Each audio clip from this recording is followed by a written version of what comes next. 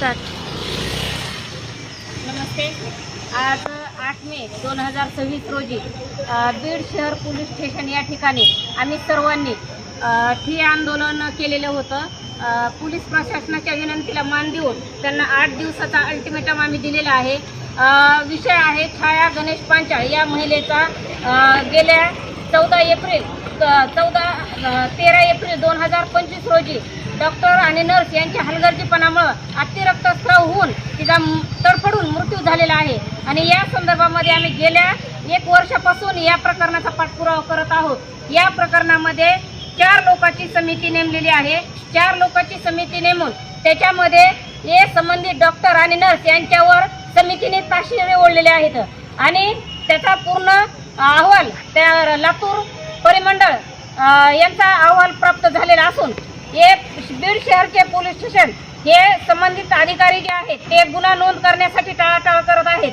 म्हणून आमची या पोलीस प्रशासनाच्या विरोधामध्ये आणि हे आरोग्य विभागाच्या विरोधात आम्ही हे लढत आहोत. परंतु संबंधित छाया गणेश पांचाळ आणि तिच्या परिवाराला अद्यापही न्याय मिळालेला नाही. यांना कुणाचा दबाव आहे, या बीड शहरचे PI आहेत त्यांच्यावर कुणाचा दबाव आहे आम्हाला माहीत नाही. परंतु एक गरीब कुटुंबाला न्याय मिळावा यासाठी आम्ही सातत्याने पाठपुरावा करत आहोत.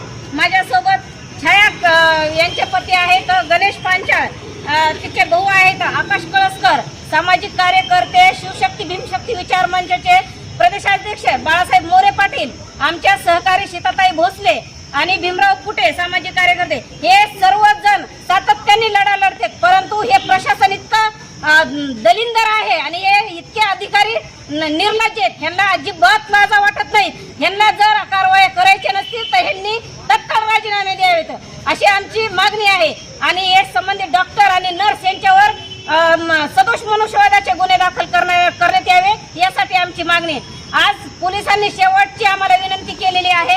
आज सकाळपासून आम्ही शहर पोलीस स्टेशन या ठिकाणी त्यांच्या PI बल्लाळसाहेब यांच्या कॅबिनमध्ये आम्ही ठिय्या आंदोलन केलेलं आहे. परंतु जे तपास अधिकारी आहेत महेश जाधव यांच्या विनंतीला मान देऊन आम्ही 8 दिवसाचा त्यांना वेळ दिलेला आहे.